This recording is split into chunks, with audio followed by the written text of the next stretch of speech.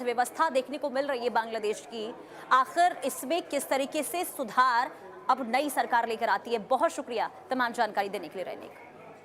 और चलिए आगे बढ़ेंगे, आगे बढ़ते हैं। बड़ी खबर, भारत और फ्रांस के बीच रक्षा डील की बड़ी तैयारी हो रही है और ये रक्षा डील ऐतिहासिक होने जा रहा है। जी हां, ये कह सकते हैं कि मजबूत रक्षा डील की ओर भारत और फ्रांस जो है आगे कदम बढ़ाता हुआ नजर आ रहा है। ये बड़ी खबर, भारत और फ्रांस के बीच रक्षा सहयोग अब एक नए और ऐतिहासिक मोड़ पर पहुंचता हुआ दिखाई दे रहा है। दरअसल FCAS फाइटर जेट प्रोग्राम में शामिल हो सकता है भारत। राफेल M और टेक्नोलॉजी ट्रांसफर पर तेज हो गई है बात। AI और स्टेल्थ से लैस होगा अगली पीढ़ी का जेट और भविष्य की जंग के लिए वायुसेना को एक नई ताकत मिलेगी। चीन पाकिस्तान के खिलाफ एयर पावर इससे बढ़ेगी।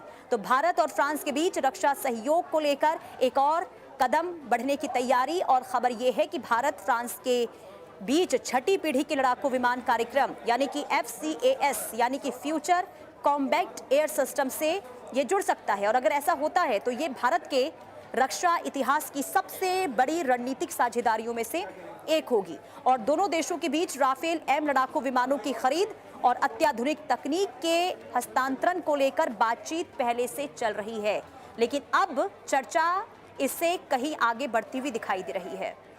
तो एक और ऐतिहासिक डील भारत और फ्रांस के बीच में होगी। FCAS जो छठी पीढ़ी का फाइटर जेट जो अब भारत में शामिल होगा।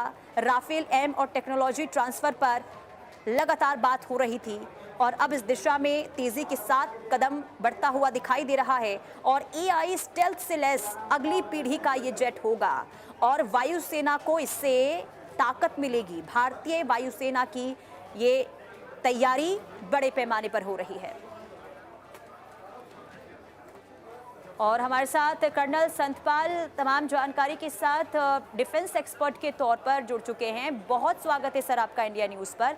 सर ये जो डील भारत और फ्रांस के बीच में होने जा रही है, सर इस डील को कैसे देखा जाए, खास करके भारतीय वायुसेना को इससे कितनी मजबूती मिलेगी? और FCAS फाइटर जेट के बारे में सर जानकारी दीजिए।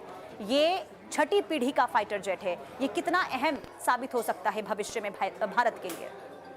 जी देखिए, ये भारत की जो एयरफोर्स है यानी कि एयर पावर, ये स्ट्रेंथ देगा और ये फोर्स मल्टीप्लायर होगा। जैसे राफेल ने भारत की एयर पावर को बहुत ही स्ट्रॉन्ग कर दिया, तो ये 6th जनरेशन का एयरक्राफ्ट है। AI से है, स्टेल्थ है, इसके अंदर इसको जो है दुश्मन के रडार भी इसको पकड़ नहीं पाते हैं। और जो सबसे अहम जो मुद्दे होते हैं वो दो किस्म से होते हैं जी, ट्रांसफर विद टेक्नोलॉजी और इक्विपमेंट के उसके साथ में। तो ये दोनों चीज जो है, टेक्नोलॉजी भी आएगी इसके अंदर और हमको जो है इक्विपमेंट भी मिलेगा, तो ये और भी मजबूती देता है बिकॉज हमको सेल्फ रिलायंस हो जाएगा इसके बाद। और ये आधुनिक जो है विमान है जो हमारे एडवर्सरीज हैं यानी कि पाकिस्तान और चाइना, उनसे भी बढ़कर हमारी जो है एयर सिक्योरिटी होगी। और आज जो वॉर है वो एयरफोर्स बेस्ड ज्यादा वॉर है और ये एक रक्षा परियोजना जो हमारी है उसको एक बहुत बड़ा बूस्ट मिलेगा। जी लेकिन छठी पीढ़ी का ये फाइटर जेट है सर, इसके प्रोग्राम के बारे में बताइए। खास करके ये भारतीय वायुसेना के लिए किस तरीके से गेम चेंजर साबित होने वाला है, और ये क्योंकि अत्याधुनिक इसे माना जा रहा है, तो क्या क्या चीजें जो है इसमें अमूमन अलग फाइटर जेट से जो है इसमें अलग देखने को मिलने वाली है? जी देखिए, ये भारतीय वायुसेना को ताकत को एक नई ऊंचाई देगा और आने वाले दिनों में पूरी दुनिया की जो है जो विश्व की जी हमारी वायुसेना के ऊपर नजरें होंगी कि हमारी वायुसेना बहुत ही स्ट्रांग है। 6th जनरेशन हमारे पास में ये कम्बैट एयरक्राफ्ट है और आज जो आवश्यकता है वो एयरफोर्स को बहुत ही मजबूती से देना है। बिकॉज जो आपने पूरे विश्व में देखा, जो ऑपरेशन सिंदूर जो हमारे कंटेस्ट में था, एयरफोर्स का बहुत ही अहम रोल है आज की वॉर में। जी, और इसके साथ जो टेक्नोलॉजिकल ट्रांसफर लेकिन है, सर ये भी बताइए, ये एक क्योंकि asset देखिए है। भारत का एक मकसद है कि आत्मनिर्भर बनना है, उस दिशा में इस कदम को आप कैसे देख रहे हैं, खास करके एआई के क्षेत्र में, स्टेल्थ के क्षेत्र में और मानव रहित ड्रोन को लेकर भी भारत ये कोशिश कर रहा है कि आत्मनिर्भर बनना है, तो उस दिशा में आप इस साझेदारी को किस तरीके से देख रहे हैं? जी देखिए, जो सेल्फ रिलायंस की जो बात कर रहा हूँ, जब टेक्नोलॉजी हमारे पास आ जाएगी तो हम सेल्फ रिलायंस होंगे, हम उनके ऊपर निर्भर नहीं रहेंगे। टेक्नोलॉजी आने से हमारे पास में नो हाउ एयरक्राफ्ट का आ जाएगा, वो सारी डिपेंडेंसी जो है उनके पास नहीं रहेगी, हमारे पास में। और हमारी जो रक्षा इंडस्ट्रीज हैं उनको एक बहुत बड़ा बूस्ट मिलेगा, रोजगार मिलेगा लोगों को, और एक बहुत ही, और हमसे लोग जो है उस दिनों के बाद जो हम नई डेवलप जनरेशन की करेंगे, तो जो हमारे कंट्रीज हैं एशिया के अंदर जो मिलिट्री हार्डवेयर हमसे खरीदते हैं, तो वो भी हमारी तरफ आएंगे। जी।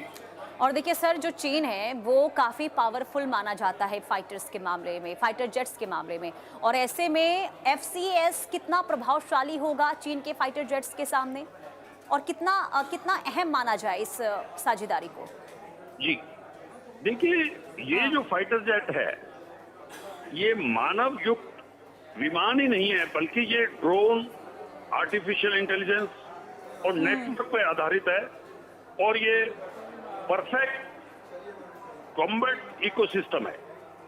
तो ये एक बहुत ही, भारत के लिए ये बहुत ही फोर्स मल्टीप्लायर है, और हमारी रक्षा जो पद्धति है उसको एक बहुत मजबूत बना देगा। जी। हेलो। बिल्कुल बिल्कुल सर, लेकिन देखिए भारत का एक प्रोग्राम है AMCA का, और उसके मुकाबले अगर हम देखें तो क्या लगता है भारत को किस दिशा में ज़्यादा आगे बढ़ना चाहिए? क्या FCAS के साथ आगे बढ़ने की ज़्यादा ज़रूरत है, या फिर जो भारत का खुद का प्रोग्राम है AMCA वो ज़्यादा बेहतर रहेगा भारत के लिए? जी देखिए, आज जो एयरफोर्स के पास हमारे जो एयरक्राफ्ट हैं वो काफी पुराने हैं। ये राफेल के इंडक्शन से एक बहुत बड़ा बूस्ट मिला है, और आज वर्ल्ड की जो मैचिंग एयरफोर्स है वो अमेरिका, फ्रांस, इनके पास पे टेक्नोलॉजी भी है, ये डेवलप भी कर रहे हैं, और ये उनको जो है एक्सपोर्ट्स भी कर रहे हैं। हमारे जो एडवर्सरीज हैं चाइना एंड पाकिस्तान, उनका जो एयरफोर्स का सिस्टम है वो हमारे से आधुनिक है। हमको मैचिंग मोबिलिटी के लिए और मैचिंग कॉम्बैट के लिए इस टेक्नोलॉजी के साथ जाना एक उचित है। जी। चलिए सर, बहुत शुक्रिया इंडिया न्यूज़ के साथ जुड़ने के लिए। और अब आगे बढ़ेंगे। देखिए 15